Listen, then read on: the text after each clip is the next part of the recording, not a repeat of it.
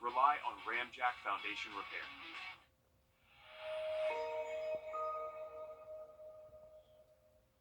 You're watching News 12 live at 5. Continues. Okay, this is the first truly rainy day in weeks, and we definitely needed Yeah, this. I mean, we did. There was a lot, too, and you know what else it was today? It was perfect napping weather. I know. That's what it was. It was really hard to do the school run this morning. My daughter on the way to school was very quiet, and she just said, "Mom, I just want to sleep." All right, we'll head over to First Alert Chief Meteorologist Riley. And Riley, are we going to see any more of this rain sticking with us this evening? It looks like this will be coming up in just about 10 minutes. All right, thanks, Riley. This week, Augusta saw its largest fentanyl drug bust ever in Augusta.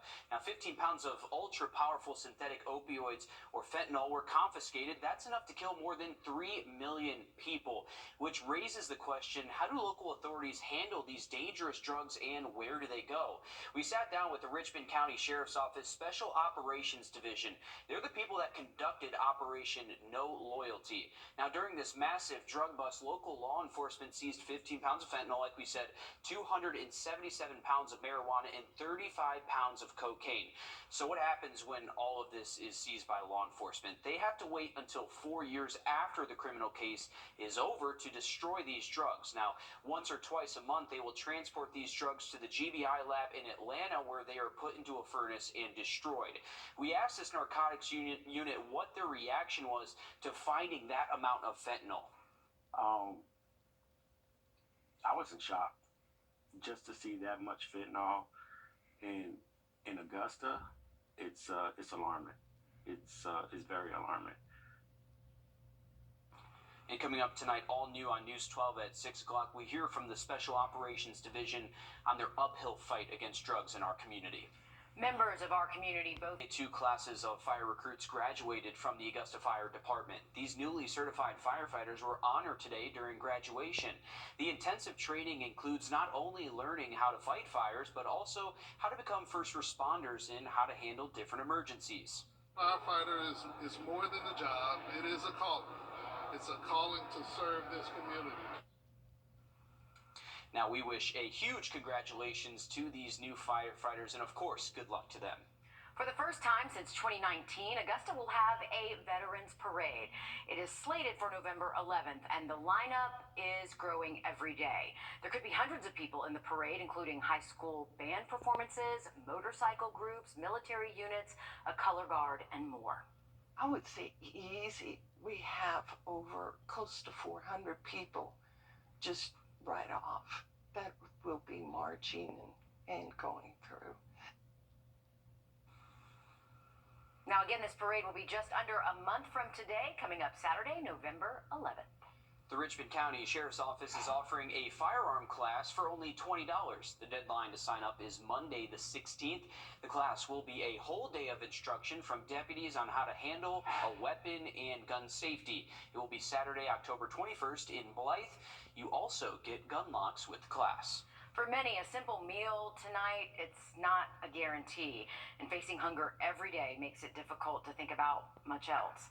Sadly, that's the reality facing thousands of children in Georgia. Numbers from Feeding America reveal more than 335,000 children in Georgia are not getting the food they need. Our State House reporter Abby Kasoris breaks down what's being done right now to make sure no children go to bed hungry. 1 in 8 Georgians, more than 1 million people, are not able to afford or access healthy foods like produce, meats, or dairy products. For a hungry child, it's hard to learn. For a hungry parent, it's hard to be present. It was a calling when I was down to the bottom. When I had been diagnosed with a brain tumor, and I was sick, and I didn't know where my next anything would come from.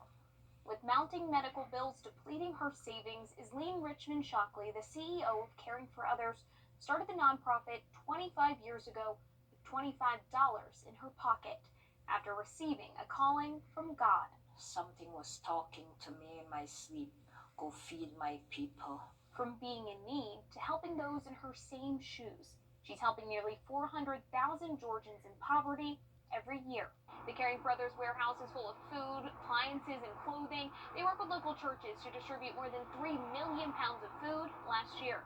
Still missing a lot of people that's really out here that's hungry. William Jackson is a 17-year volunteer, scheduling pickups for his own church and dozens across the state, with giveaways on Mondays and Wednesdays.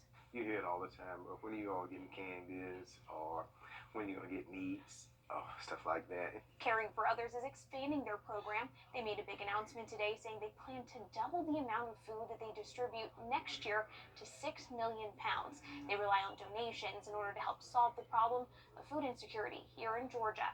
In Hapeville, I'm Abby Kasoris. Okay, thanks for that, Abby. Movie theaters across the world, including ones right here at home, getting ready for a major box office debut. Taylor Swift, The Eras Tour. The film is set to debut tomorrow, but some theaters, like ones here in Augusta, are showing screenings tonight. In fact, fans are likely getting their popcorn as we speak, ahead of the first showing at 6. You can check out our website for more information on where you can catch the movie in our area. I'm sure we'll see a lot of people wearing Travis Kelce jerseys tonight. The Swifties descend on the movies. An Augusta artist being recognized with a prestigious award for her work. Just ahead, how her name is forever etched in history. Riley? Well, unfortunately, Friday's going to remain cool, gray, and rainy for us, but luckily the weekend looks beautiful. We'll have that full forecast coming up. 60s and lows in the 40s. Thanks, Riley. An Augusta piano teacher inducted into the Steinway and Sons Teacher Hall of Fame. This is a huge achievement. Cindy Wilkinson is now recognized as among our country's most committed and most passionate piano educators. Taylor Martin has her story. Cindy Wilkinson can now add Hall of Fame honoree to her long list of accomplishments. I had no idea, so it was a breathtaking surprise. Sponsored by local piano shop Turner's Keyboards, she's one of 37 teachers across the nation who traveled to New York to be recognized in the Steinway & Sons Teacher Hall of Fame for their dedication and passion for piano education. It was amazing 2 days, just a whirlwind. Wonderful to meet all the other inductees and their sponsors from their stores around the country. She says she feels blessed to still be doing what she's loved since she was 7 years old.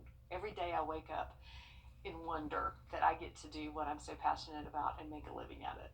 Impacting the lives of students she teaches every day. I had a very young student who struggled with attention span, and we were able to work through a lot of his issues through music. While her name is listed in the Hall of Fame, she says she's just a representative for all the great piano teachers in Augusta. I receive it as a sweet gift and an opportunity to speak for music educators everywhere, especially in this area. Reporting in Augusta, Taylor Martin, on your side. When people do online shopping, scammers do online smishing. I'm Jamie Tucker, coming up with a term you need to know for a scam you'll probably receive. First, The U.S. Postal Service is warning people about a rise in a particular type of scam that you might receive a text message, and the number of victims always goes up around this type of year. It's called smishing scams and can be quite dangerous. Our consumer tech reporter Jamie Tucker has more on what to watch out for. What the Tech, sponsored by Augusta Preparatory Day School. Smishing happens kind of like clockwork this time of year because a lot of people are doing online shopping and they're waiting on... And call my dad. The U.S. Postal Service is warning people about a rise in a particular type of scam that you might receive a text message, and the number of victims always goes up around this type of year. It's called smishing scams and can be quite dangerous. Our consumer tech reporter Jamie Tucker has more on what to watch out for. What the Tech, sponsored by Augusta Preparatory Day School. Smishing happens kind of like clockwork this time of year because a lot of people are doing online shopping and they're waiting on the packages that they've ordered. And in the last few years, smishing incidents have risen dramatically. Smishing is a combination of SMSs and texts and phishing, those scams that try to trick you into sharing information. Now, you've probably already seen one like this. It looks legitimate, notifying me that a package I ordered cannot be delivered. It even has a USPS in the address. It urges me to reply yes or Y to confirm my address in order to receive my package that's stuck in a warehouse somewhere. And if you reply with yes, you'll get another text with a link. Two things that can happen. If you click it, it might ask for personal information or to log into an Amazon account. Might even look exactly like the Amazon login page, like this one. Or maybe worse, a click could install malware on your phone, steal data on the phone, or even hijack your account. Pretty nasty stuff. You should delete the smishing text, but before you do, forward it to the FCC by holding down the message, tapping more, and then this forward button to spam, S-P-A-M. Then report it to your carrier by marking it as junk. If you're concerned about a delivery, go to your account wherever you ordered the item from and check to see if there are any delay notifications. And be sure to tell your younger family members. A recent survey showed that a vast majority of millennials had never heard of the smishing scam. That's What the Tech. I'm Jamie Tucker. The latest data shows over 240,000 people fell victims to these scams in 2020, costing them over $54 million. The Atlanta Braves are down 2 games to 1 in the NLDS, and if they don't care about taking care of business tonight, they should care. Yeah, their historic season will come to an end, so that's a big deal. We hope that doesn't happen. No. News 12 Sports Director Dan Booth joins us live now to help us get ready for Game 4. Dan. The Braves had one of, if not the, most explosive offensive regular seasons in the history of Major League Baseball this year. And if they don't win tonight's game in Philadelphia, all those home runs, RBIs, stolen bases, and exciting wins won't mean a thing. After averaging about 6 runs per game throughout the year, the Braves have only scored a total of 4 runs in the first 3 games of the NLDS. With their backs up against the wall tonight, former Augusta Green Jacket Spencer Strider will be on the mound for Atlanta. First pitch of Game 4 is set for 8:07 in Philly.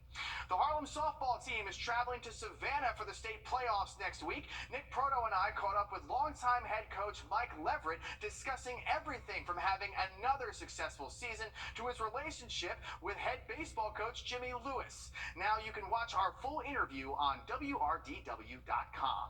The votes are in and the people have decided the region showdown between the ARC Musketeers and the Harlem Bulldogs will be our under the lights game of the week. Starting tomorrow at 5:30, we'll have live pregame and postgame coverage from ARC. Week 9 kicks off tonight. The 5-2 Strom Thurmond Rebels will be on. Starting tomorrow at 5:30, we'll have live pregame and postgame coverage from ARC.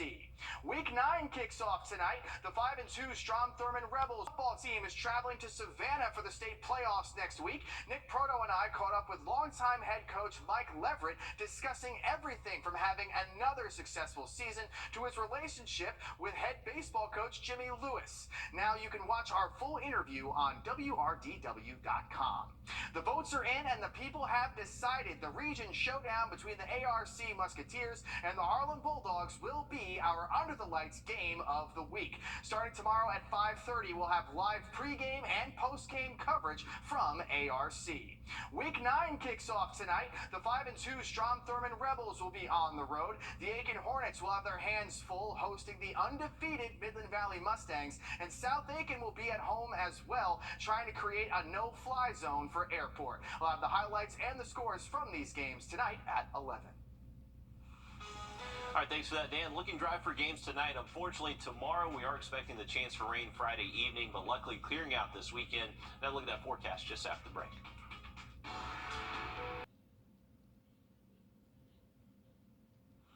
All right, live look at downtown Augusta and the Augusta Canal. Still some pretty cloudy skies out there, but we are mostly dry at the moment. Temperature is relatively cool. We only saw high temps in the mid-60s this afternoon, and a good steady northeast wind keeps that cool air in place over the next 24 hours. Unfortunately, not the best fair forecast for opening night tomorrow. If you are heading out to the Western Carolina State Fair or even the Georgia Carolina State Fair, I think that starts tomorrow as well. We do have the chance for rain tomorrow evening through tomorrow night. Luckily, the forecast does improve for the weekend, so if you hold out until Saturday or Sunday, Sunday. The fair will be a lot better for you.